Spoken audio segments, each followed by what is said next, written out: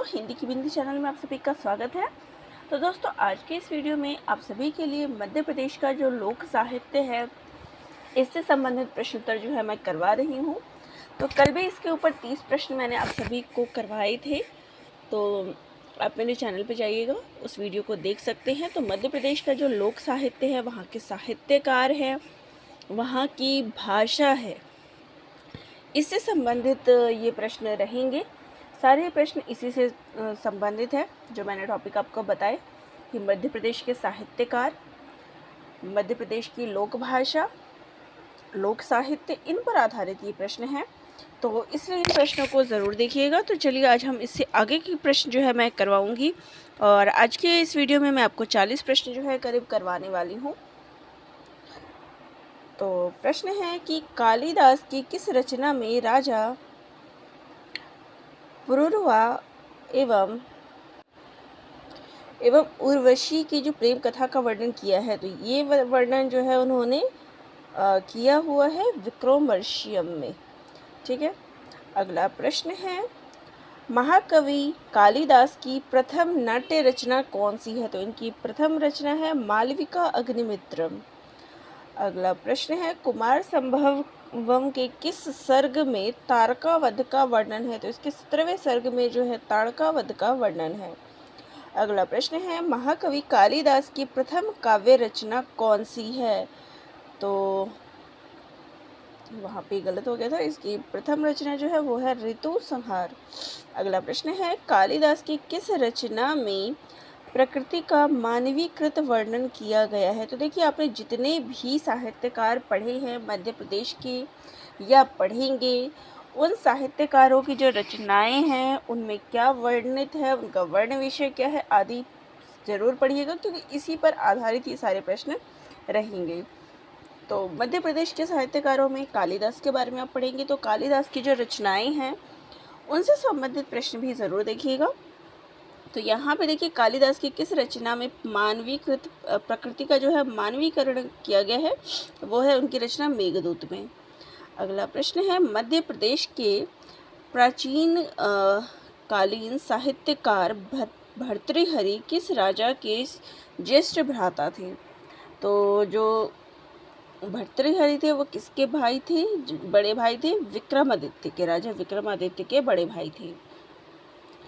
भर्तृहरि किस प्रसिद्ध रचना को त्रिकांडी भी कहा जाता है? तो इनकी किस रचना को त्रिकांडी भी कहा जाता है? तो वाक्य पद्य। या मैंने आंसर्स भी टिक कर दिए हैं। प्राचीन भारत का मिल्टन किसे कहा जाता है? तो प्राचीन भारत की जब बात हो रही है तो वहाँ किसको कहा जाता है? तो भवभूति को कहा जाता है। निम्न में से कौन सा नाटक भवभूति का नहीं है? तो ये जितने भी नाटक हैं इनमें से कोई भी भवभूति का नाटक नहीं है, तो इसका उत्तर हो जाएगा इनमें से कोई नहीं। अगला प्रश्न है, इनमें से कौन सी रचना बाणभट्ट की है? तो बाणभट्ट की रचनाओं की बात करें तो चंडी शतक, पार्वती परिणय, मुकुट ताड़ितक, तो ये सारी रचनाएं जो है वो बाणभट्ट की है। तो इनकी रचनाएं भी पढ़ लीजिएगा। संस्कृत के जो कवि हैं उनकी रचनाएं देखिएगा। अब यहाँ प्रश्न है, आचार्य केशवदास का जन्म कब हुआ था? तो आचार्य केशवदास के बारे में आप पढ़ेंगे, तो इनका जन्म, इनकी रचनाएं आदि सभी चीज़ पढ़िएगा। तो 1555 ईस्वी। और मैं भी जल्द ही इन पे जो है प्रश्न अलग से भी लेके आऊँगी, और इनकी रचनाओं के बारे में जीवन परिचय भी आप सभी को करवा ही दूँगी। अगला प्रश्न है, महावीर चरित्र के रचनाकार कौन है? तो इनके रचनाकार है भवभूति। अगला प्रश्न है, नीति शतक, श्रृंगार शतक, वैराग्य शतक नामक त्रिशतक कहानियाँ किसकी रचनाएं हैं? तो ये जितने भी त्रिशतक, नीति शतक, ये सारी कहानियाँ जो है ये भर्तृहरि की रचनाएं हैं। आगे देखते हैं, भवभूति किस शासक के दरबारी कवि थे? तो ये यशोवर्मन के दरबारी कवि थे। आगे प्रश्न है, भर्तृहरि किस रचना में धन अहंकार की निंदा की गई? तो इनकी रचना नीति शतक में। अब यहाँ पे देखिए, वैराग्य में तो वैराग्य की बात होगी, श्रृंगार परक होगा श्रृंगार शतक, तो नीति से संबंधित जिसमें बातें बताई गई होगी तो वो नीति शतक इसका इस प्रकार से देख लीजिएगा। अगला है शब्द धातु समीक्षा किसकी प्रसिद्ध रचना है?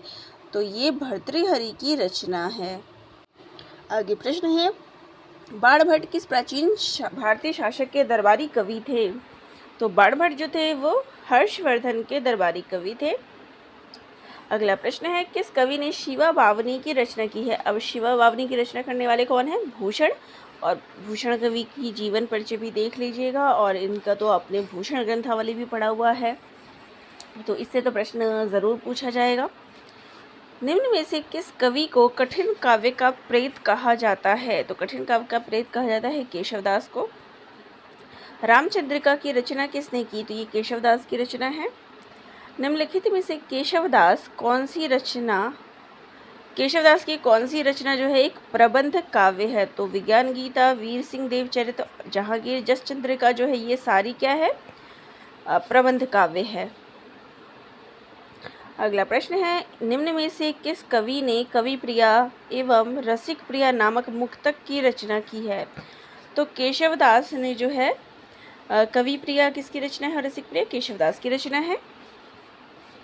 अगला प्रश्न है, बाल साहित्य के क्षेत्र से संबंधित मध्य प्रदेश के लेखक कौन हैं? तो इस प्रकार का प्रश्न भी आएगा कि बाल साहित्य से संबंधित कौन से लेखक है? तो वो है लेखक भ्रमर। आगे प्रश्न है, मध्य प्रदेश के कौन से हिंदी कवि ब्रह्म राक्षस के लेखक है? तो ब्रह्म राक्षस जो कविता है किसकी कविता है? गजानन माधव मुक्तिबोध की। राखी की चुनौती किसकी रचना है? तो सुभद्रा कुमारी चौहान की रचना है।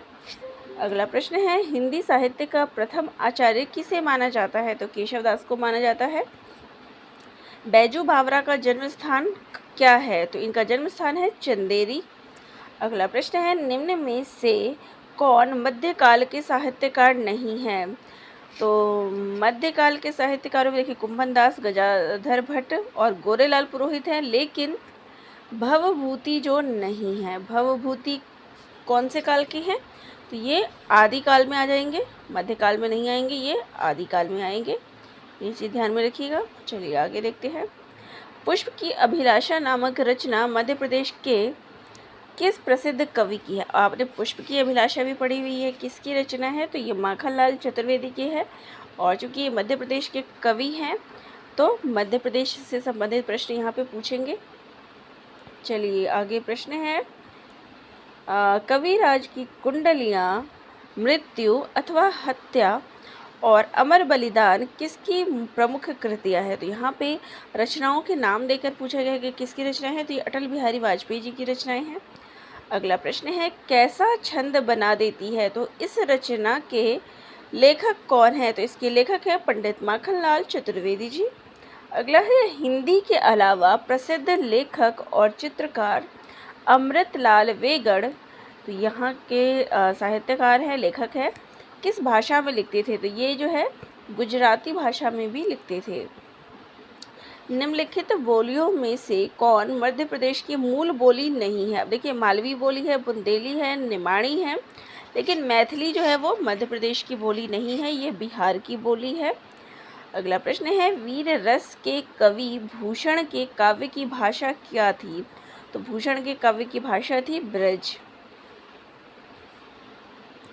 अगला प्रश्न है, माखनलाल चतुर्वेदी जी को किस वर्ष पद्म भूषण पुरस्कार से सम्मानित किया गया? तो इनको पद्म भूषण पुरस्कार 1963 ईस्वी में मिला। तो मध्य प्रदेश के जो साहित्यकार हैं उनकी रचनाएं आप पढ़ेंगे, उनके जन्म स्थान के बारे में पढ़ेंगे, उनकी रचनाओं के बारे में, और उनको कोई पुरस्कार मिला है तो वो भी जानना जरूरी है। अगला प्रश्न है, माखनलाल चतुर्वेदी की किस कृति के लिए उनको साहित्य अकादमी पुरस्कार दिया गया है? तो उनकी रचना हिम तरंगिणी के लिए जो है उनको साहित्य अकादमी पुरस्कार दिया गया है। अगला प्रश्न है, मध्य प्रदेश के आधुनिक साहित्यकार माखनलाल चतुर्वेदी जी के संदर्भ में असत्य कथन का चुनाव करिए। तो यहाँ आपको प्रश्न केवल डायरेक्ट नहीं पूछ सकते हैं, हो सकता है जीवन परिचय में से संपूर्ण चीज़ें जो है निकाल के यहाँ प्रश्न आ सकता है। जैसे कि यहाँ प्रश्न है, माखनलाल चतुर्वेदी जी ने प्रभा और कर्मवीर समाचार पत्रों का संपादन किया, तो सही है। इन्होंने भारत छोड़ो आंदोलन में भाग लिया, ये भी कथन सही है। इन्होंने खंडवा जिले में अध्यापक की नौकरी की, ये भी सही है। तो यहाँ पे इसका उत्तर हो जाएगा उपरोक्त सभी कथन सत्य है। तो यहाँ तो सभी सत्य है, लेकिन परीक्षा में बदल के भी प्रश्न इस पे आधारित इस प्रकार से पूछ सकते हैं। अगला प्रश्न है, मध्य प्रदेश के मध्यकालीन साहित्यकारों में किस कवि का वास्तविक नाम घनश्याम था? तो यहाँ पर देखिए प्रश्न आपको मध्य प्रदेश जोड़ के कोई भी चीज़ पूछ ली जाती है। तो किस कवि का नाम जो है घनश्याम था? तो वो है भूषण कवि का नाम था। अगला प्रश्न है, चंपू रामायण किस कवि द्वारा रचित काव्य है? तो चंपू रामायण किसकी रचना है? राजा भोज की। अगला प्रश्न है, परमार वंश के महान शासक राजा भोज ने किस ग्रंथ की रचना की थी? तो राजा भोज की रचना है सरस्वती कंठभरण। अगला प्रश्न है, निम्न में से कौन सी रचना कवि भूषण की नहीं है? तो कवि भूषण की रचना जो है शिवराज भूषण भी है, भूषण हजारा भी है, भूषण उल्लास भी है। तो ये तीनों जो है भूषण की रचना है। यहाँ पे पूछा है कि कौन सी नहीं है, तो इनमें से तो है सारी है, तो ये इसका उत्तर हो जाएगा। ये सारी रचनाएं भूषण की है। तो चलिए आज हम इतने ही प्रश्नों को लेती है। बाकी के प्रश्न जो है मैं नेक्स्ट वीडियो में और प्रश्न जो है इस पर आधारित लेकर आऊँगी। तो आप सभी को ये प्रश्न कैसे लगे कमेंट बॉक्स में कमेंट ज़रूर करिएगा, और किसी टॉपिक में चाहते हैं कि वो वीडियो नेक्स्ट हो तो वो भी कमेंट ज़रूर करिएगा। धन्यवाद।